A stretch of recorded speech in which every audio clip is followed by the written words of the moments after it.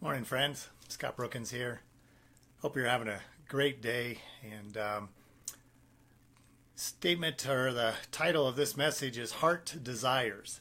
And really just kind of something that's been on my heart. Little play of words there. And that I need to get off my chest. And this might be a couple more messages that I'll share next month. But want to ask you, what is the desire of your heart? You know, when people ask that question, usually we think of stuff that we want, right? Maybe cars, more money, a better job, maybe a big house, be able to travel, you know, all the material things. But truly, what's the desire of your heart? And, you know, we are given true passion and true desires by God.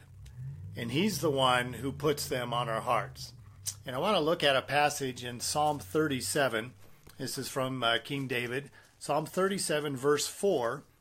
It says, "Delight yourself in the Lord, and He will give you the desires of your heart." Now, when we first read that, that sounds awesome, right? Hey, God's going to give me the desires of my heart, you know?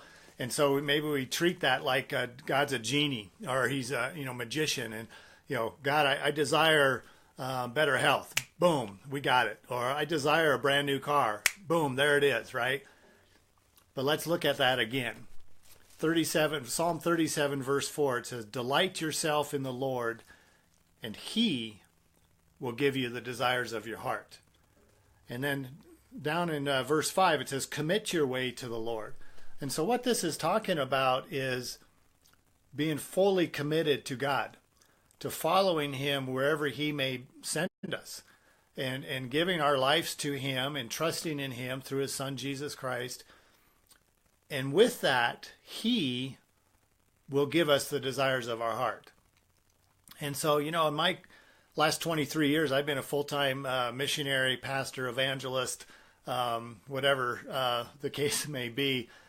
And as I look back, when God called me to the ministry, I had never thought of being in the ministry. That was the farthest thing from my mind. I didn't know anything about what missionaries were or are, and certainly had no desire or dreams to really travel the world, and especially where He sent me, which was into the old communist bloc countries, the old Eastern Europe countries. But God put the desire on my heart. And so for me, in that case, it was a calling that I felt from Him, and that's never gone away.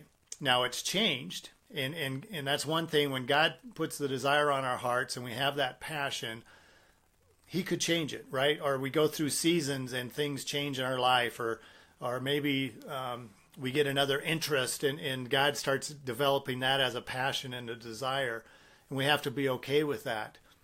But when He puts a desire on our hearts, one way that we can know whether that's from Him is to pray about it and ask Him, God, is this from You? Is this desire, maybe this thing I want to accomplish, or this occupation, or this project I want to do, is that from You? And just wait. We need to wait, and listen to Him. And then sometimes we need to even pray, God, take this away. Take this desire away. Because if it's not from You, I don't want to do it, right? And if it doesn't go away, then that's from God. And so it doesn't mean it's going to be easy and that everything's going to happen right away, but God will give us the desires of our hearts. And so I have a couple notes here that I just want to forgive, because I'm going in tangents. It's like a dog and going, squirrel, and boom, I'm gone. So that's why I think I may have to do a couple other messages on this subject next month. But God may change our desire. He may guide us in another direction, and we have to be okay with that if that happens. And one of the main points I want to leave you with this morning, just in this quick message, is that don't let others tell you what God's desire or passion should be for you. And this is where I'm going to do at least one more message on this, because this has come up over and over and over in my career, in life, and even just the other day, again, of kind of getting attacked by someone who, thinks that what I do or the way I live or trust God or that's not the right way to do it, or you need more security, or you need a good job, Well, there aren't no good jobs, Jobs are jobs, and they could go away in an instant. We just need to follow the desires of our heart. So it doesn't matter if God's placed that desire on you to be a school teacher. Well, then go do that, right? If God's put the desire on you to feed children, then figure out a way to do that. It might not be a profession or an occupation or a vocation, but if that's a desire from God, then He'll give you the means to do that. So maybe we work a job or a career to have the funds, the money to then feed children or to take care of them, or partner with other ministries or charities that do that. So there's a lot of ways that we can follow the desires that God's put in our hearts. So I want to read this one more time, and because this is so helpful to me. Psalm 37, verse 4, delight in yourself in the Lord, and He will give you the desires of your heart. And so the question I want to leave you this morning is this: what desires has God placed on your heart that can make a positive impact in this world? What desires has God placed on your heart? What jobs, what projects, what interests, what passions has He placed on your heart that can make a positive impact in this world?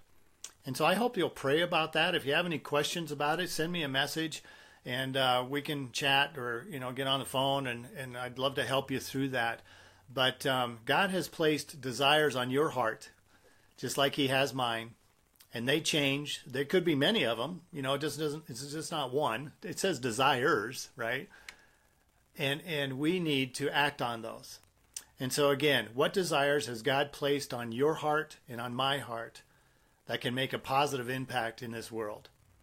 And so please like and share this message. Encourage others to pray about the desires God's put on their hearts.